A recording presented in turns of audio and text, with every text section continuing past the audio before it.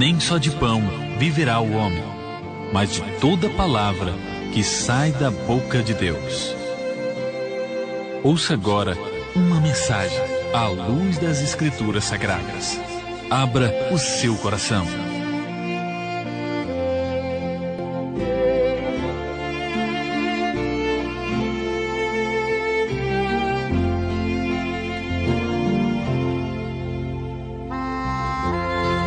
Meus irmãos queridos, nós louvamos a Deus, como já havíamos anunciado. Está aqui conosco nosso irmão em Cristo, Eduardo Serpa, o qual está mais uma vez com a oportunidade de propagar a palavra de Deus. Nós louvamos a Deus e agradecemos ao Senhor por esta hora bendita e por Ele aceitar aqui o nosso convite. Pense numa luta, meus irmãos, para trazer esse homem aqui na rádio, mas graças a Deus hoje foi possível estar aqui conosco e nos dá alegria em Cristo de podermos ouvi-lo e poder ouvir Deus falar através da boca de seu servo. Irmão Eduardo, a paz do Senhor Jesus, fique à vontade para transmitir aquilo que Deus colocar na sua alma, no seu coração. A paz do Senhor Jesus. Inicialmente eu quero agradecer ao nosso Deus por tudo que Ele tem feito nas nossas vidas, mesmo sem merecermos. Dizer que, por mim, eu não tenho capacidade nenhuma de estar levando a sua palavra a seu ninguém, mas a bondade do Senhor, Ele faz com que nós possamos entender a mensagem, entender a sua palavra. Quero agradecer o irmão Natanael também, ele que está à frente desse programa há mais de 20 anos no ar, levando a genuína palavra do Senhor a todos. Quero mandar um abraço aos irmãos que estão nos ouvindo em todos os pontos em que esse sinal chega, aos irmãos lá de Senador Pompeu que estão nos ouvindo, da família do irmão Dudu, da irmã Serli. Mandar um beijo para minha esposa que está nos ouvindo, agradecer a Deus pela vida dela. Ela foi usada por Deus para me alcançar. Por intermédio dela é que Deus chegou até mim. E eu só tenho a agradecê-lo pela sua vida, dizer que eu a amo. E quero, neste momento, já partir para a palavra do Senhor. Palavra que falou muito comigo. Todo o capítulo 9 de Marcos fala bastante conosco, nos traz ensinamentos da sua palavra, e todo esse capítulo é tremendo. E eu queria ler aqui, começando no versículo 14, Marcos 9, 14. Amém, irmãos? Vamos abrir nossas Bíblias. Começa assim: quando chegaram onde estavam os outros discípulos, viram uma grande multidão ao redor deles, e os mestres da lei discutindo com eles. Logo que todo o povo viu Jesus, ficou muito surpreso e correu para saudá-lo. Perguntou Jesus: o que vocês estão discutindo? Um homem no meio da multidão respondeu: mestre, eu te trouxe meu filho. Ele está com um espírito que o impede de falar. Onde quer que o apanhe, joga-o no chão, ele espuma pela boca, range os dentes e fica rígido. Pedi aos teus discípulos que expulsassem o espírito, mas eles não conseguiram. Respondeu Jesus: ó geração incrédula, até quando estarei com vocês? Até quando terei que suportá-los? Tragam-me o menino. Então eles trouxeram. Quando o espírito viu Jesus, imediatamente causou uma convulsão no menino. Este caiu no chão e começou a rolar, espumando pela boca. Jesus perguntou ao pai do menino: há quanto tempo ele está assim? Desde a infância, respondeu ele. Muitas vezes esse espírito o tem lançado no fogo e na água para matá-lo. Mas, se podes alguma coisa, tem compaixão de nós, ajuda-nos. Se podes, disse Jesus, tudo é possível àquele que crê. Imediatamente o pai do menino exclamou: creio, ajuda-me a vencer a minha incredulidade. Quando Jesus viu que uma multidão estava se juntando, repreendeu o espírito imundo, dizendo: espírito mudo e surdo, eu ordeno que deixe e nunca mais entre nele. O espírito gritou, agitou-o violentamente e saiu. O menino ficou como morto, ao ponto de muitos dizerem: ele morreu. Mas Jesus tomou-o pela mão e o levantou. E ele logo ficou em pé. Depois de Jesus ter entrado em casa, seus discípulos lhe perguntaram em particular: por que não conseguimos expulsá-lo? Ele respondeu: essa espécie só sai pela oração e pelo jejum. Amém, irmãos? Irmãos, muito se fala em guerra espiritual, muito se fala em cura, muitos falam em expulsar demônios, muita gente procura informações nessa área, procura inclusive fazer cursos para aprender mais sobre o diabo. Eu vejo que é necessário você conhecer o seu inimigo, o inimigo das nossas almas. Lá em 1 Pedro 5 ele diz: sede sóbrio, vigiai, porque o diabo, vosso adversário, anda em derredor, como leão, bramando, buscando a quem possa tragar. Ele lhe conhece de perto. Satanás lhe conhece de perto. E como nosso inimigo, nós temos que conhecê-lo.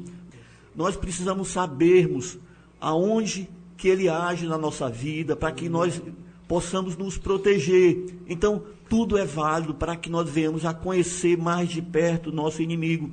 Aquele pai olhou para o Senhor e pediu socorro pela sua vida, pela vida do seu filho. E aí, aqui no versículo 21, Jesus faz uma pergunta a ele: há quanto tempo ele está assim? Jesus faz essa pergunta para aquele pai. Aí o pai vai responder: será que Jesus não sabia de tudo da vida daquele senhor? Será que Jesus não sabia todo o sofrimento que aquele homem já estava passando por toda a sua vida? Porque o filho estava daquele jeito desde criança, ele disse. E aí havia ali um menino possesso, mas também havia um pai que estava destruído por dentro ali, por toda uma vida de sofrimento. E aí, irmãos, eu sei que essa mensagem vai longe, ela chega em lugares que a gente nem imagina. E aí eu já começo lhe fazendo uma pergunta: como está a sua vida? Jesus quer saber quanto tempo você tem sofrido, o que você tem passado, o que tem chegado à sua casa, o que tem maltratado a sua família. Muitas vezes, irmãos, essas situações de vícios em drogas, prostituição, que chega nas casas, chega na vida de um crente. Às vezes o marido está no mundo da prostituição, das drogas, às vezes filhos está no submundo do crime, ali nas bocas de fumo, e ali trazendo sofrimento para toda a família. Ali não é só ele não que sofre, ali a família vai junto ali no sofrimento, assim como aquele pai, ele já com sofrimento já por toda a vida ali. Às vezes a oração ali é dirigida a um ente da família que está passando por essa situação, mas todos estão feridos ali na casa. E no versículo 22, ele responde a Jesus: muitas vezes o Espírito tem lançado no fogo e na água para matá-lo, mas se podes fazer alguma coisa, tem compaixão de nós. É interessante, irmãos, que dos 3 evangelhos, somente em Marcos, o pai diz: nos ajuda, Senhor. Nos outros 2, em Mateus e Lucas, ele diz: ajuda meu filho. Mas aqui em Marcos, ele se põe ali, ele se inclui na oração. Por muitas vezes, há um doente na casa, mas há vários feridos. Imagine o desespero daquele pai. Quantas vezes ele deve ter corrido para salvar o filho do fogo? Quantas vezes ele deve ter pulado na água para impedir que ele morresse? Um sofrimento tão grande que quando ele pede ajuda a Jesus, ele não diz apenas: ajude ao meu filho. Ele diz: Senhor, nos ajuda. Nos ajuda, Senhor. Como tem sido a sua oração, meu irmão? Porque o Senhor, ele escuta. mas no momento em que você se inclui ali na oração, e no momento em que você diz ao Senhor, Senhor, nos ajuda, Senhor, você se inclui ali no problema, porque você está vivendo também aquela situação, está sofrendo com toda a sua família, não é? Então, o Pai pede, tem compaixão de nós, Senhor. Versículo 22, ajuda-nos, Senhor. E quantas vezes, irmãos, a gente se propõe a orar por um irmão que não é da nossa, muitas vezes não é da nossa família, e a gente faz aquela oração bem ralinha, aquela oração que mecânica, e a gente intercede por aquele irmão, mas a gente não chega ao ponto de dizer, a gente não se coloca no lugar daquele irmão. Senhor, nos ajuda, Senhor. Assim, com o coração contrito, coração bem pequeno, ali naquele momento em que você pede a Deus por aquela vida, e o que nós percebemos é que nós oramos, mas a gente ora como se não ligasse, como se não fosse importante aquela vida que você se propõe a orar. E aí, Jesus, ele, pela oração do pai, ele vai perguntando àquele pai a situação do filho, mas para tratar primeiro o pai, para tratar primeiro aquele que a sua fé já estava abalada por anos de sofrimento, porque a nossa fé fica abalada mesmo, irmão. A gente pensa que não tem mais saída.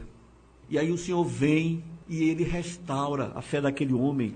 Ele diz no versículo 23, se podes, disse Jesus, tudo é possível àquele que crê. Imediatamente o pai do menino exclamou, creio, ajuda-me a vencer a minha incredulidade. E ali, naquela ânsia de responder, ele disse, eu creio, mas Senhor, ajuda-me na minha incredulidade. Logo depois ele já assume ali que a crença dele já acabou.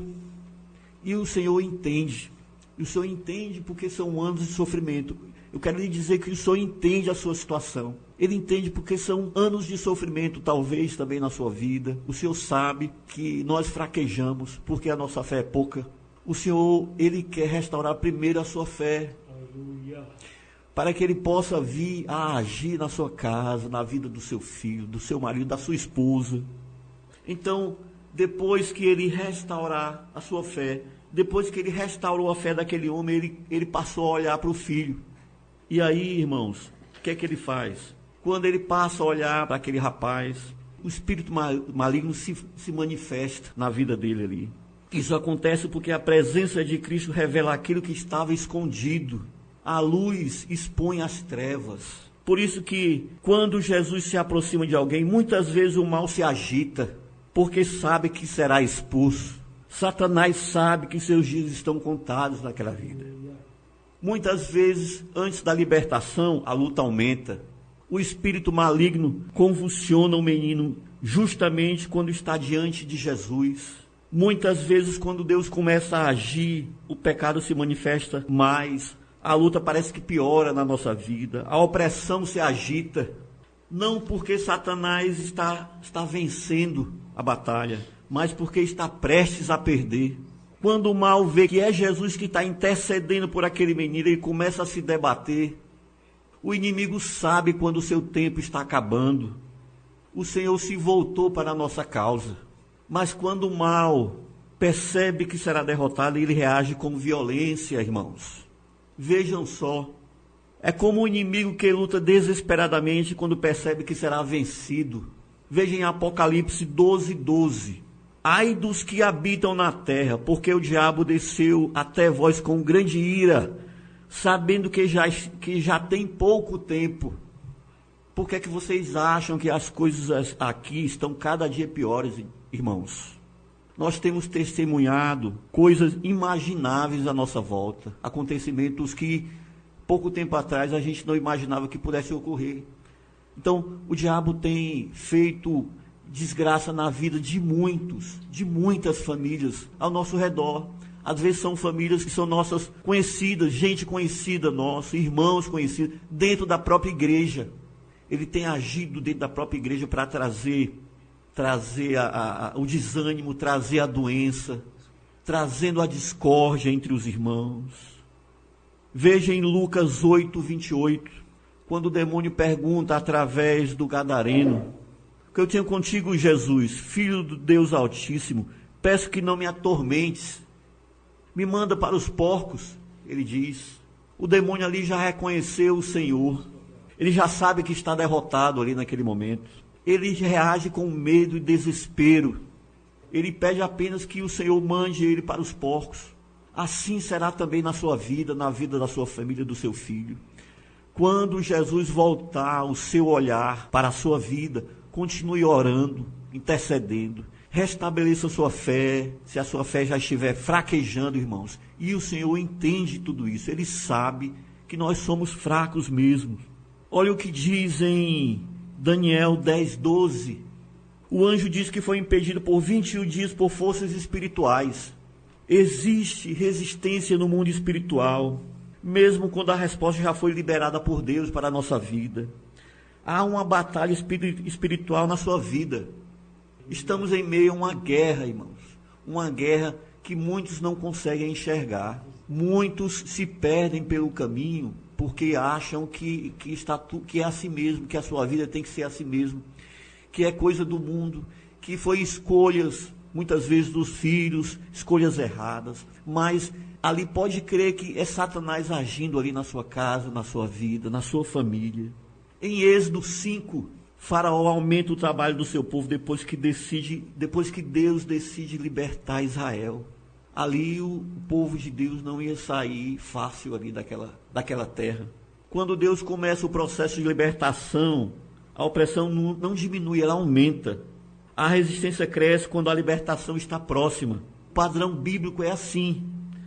Deus começa a agir na sua vida, o mal se agita, a luta parece que piora, as coisas parecem que começam a piorar na sua casa. Mas, na verdade, é um sinal da derrota eminente do inimigo. Muitas vezes na vida espiritual acontece assim, a pessoa começa a buscar Deus, começa a orar, começa a se arrepender, e de repente as tentações parece que aumentam. Mas isso não significa derrota. Significa que Cristo está olhando para aquela situação e o inimigo sabe que a sua influência está chegando ao fim. Quando Cristo olha para uma vida, o mal se agita, porque ele sabe que a derrota está próxima. Muitas vezes, quando Cristo começa a agir na vida de alguém, parece que cada vez mais você não consegue êxito no que você está fazendo. Você ora, você jejua, você está ali nos pés do Senhor, mas as coisas parecem que pioram. Mas Deus, eu quero lhe dizer, Deus está lhe vendo. Deus está olhando por você. Deus sabe do momento em que, na sua oração, você pediu por vocês. Não mais pelo seu filho, não mais pelo seu esposo, mas pela sua família. Ajuda no Senhor, ajuda no Senhor. Nós precisamos de Ti, Pai.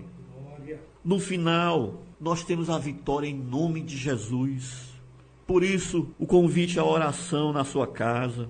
Deus quer ministrar cura, redenção, salvação para a sua família. E tenha certeza que a sua alegria será curá-lo, será salvá-lo. Porque a alegria do Senhor é ver um filho seu curado, um filho seu salvo e sã, perto do Pai. Amém, irmãos? Eu quero agradecer ao Senhor por tudo que Ele tem já feito nas nossas vidas.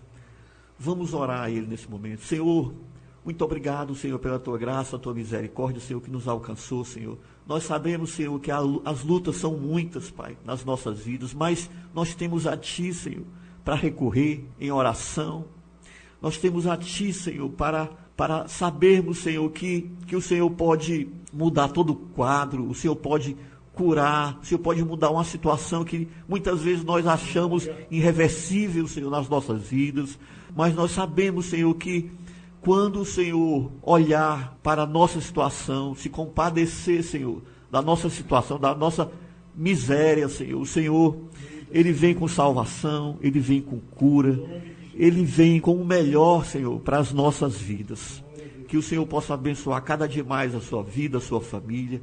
Continue nos pés do Senhor, crendo que Ele é bom e que Ele quer salvar e que Ele quer nos resgatar, Senhor, das mãos que não são deles, que Nós não pertencemos a Satanás, nós pertencemos ao Senhor. Em nome de Jesus te agradecemos, Senhor, e te louvamos, Pai. Amém.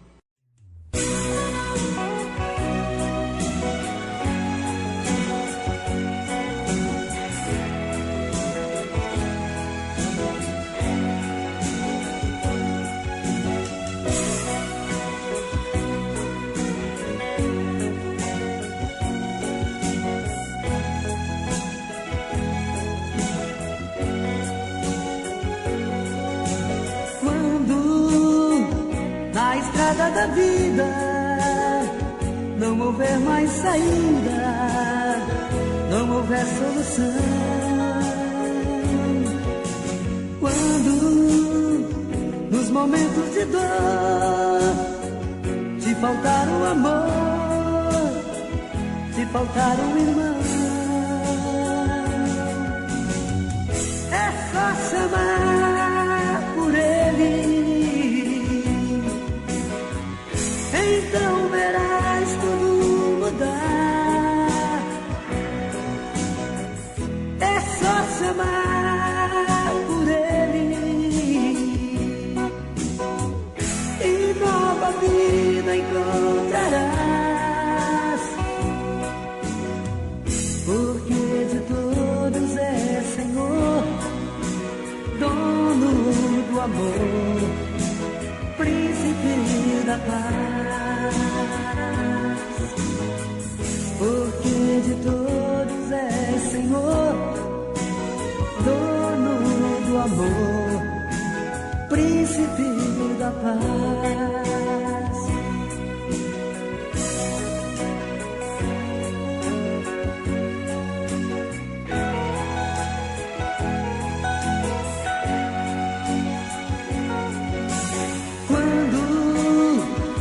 Se torna tão triste quando a paz não existe e tudo é solidão. Quando o fim parece chegar, as lágrimas a rolar até cair pelo chão, é só chamar por ele. Então verás tudo mudar. É só chamar por ele e nova vida encontrarás. Porque de todos é Senhor, dono do amor, príncipe da paz. Porque de todos é Senhor, dono do amor, príncipe da paz.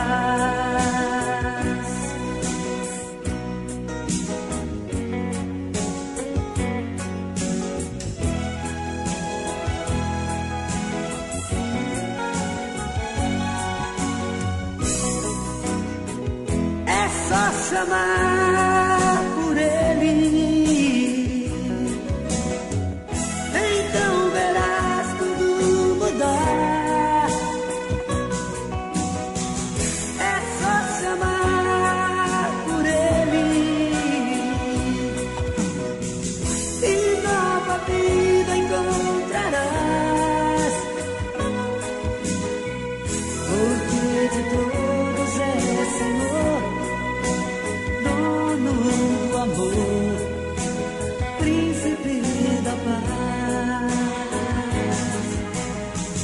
Porque de todos é Senhor, dono do amor, príncipe da paz.